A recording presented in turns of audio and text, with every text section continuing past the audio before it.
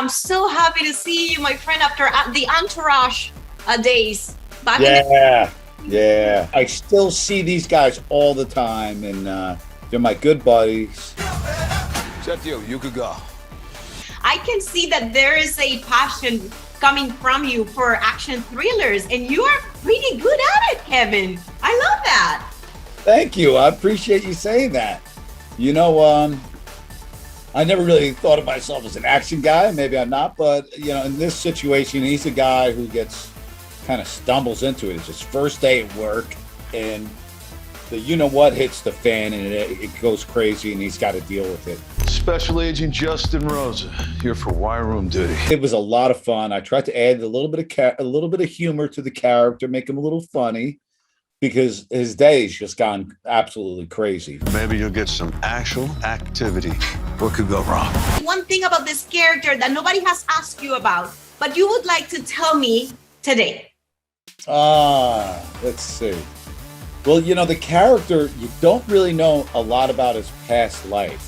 So I kind of make it up for myself. He basically ruined his marriage because he was working for the Secret Service. This is all backstory. It's not really in the movie, but I create it for myself. And I believe his marriage, and he kind of screwed up at the Secret Service. And that's why he's in the wire room, because he's just a mess up. Kind of failed a lot throughout his life. And now he's trying to do the right thing, although he screws up again and breaks all the rules in the wire room. So that's kind of the way I see him. That's the guy he is. He's kind of a screw up, but in the end, he does good.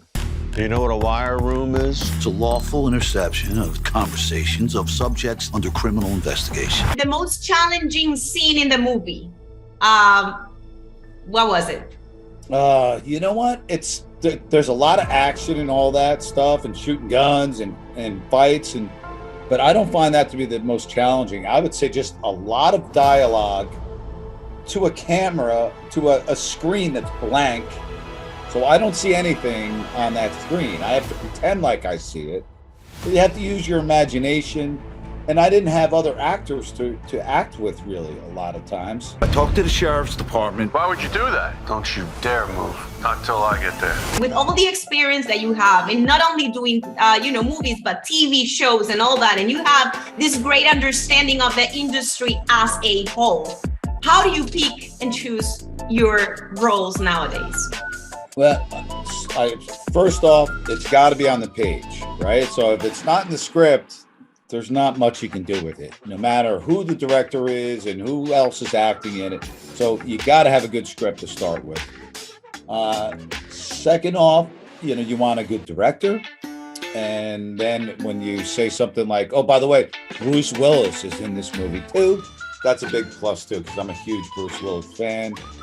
And it was great to work with him. I worked with him once before, but I didn't have any scenes with him. So this is the first time I actually got to do scenes with Bruce.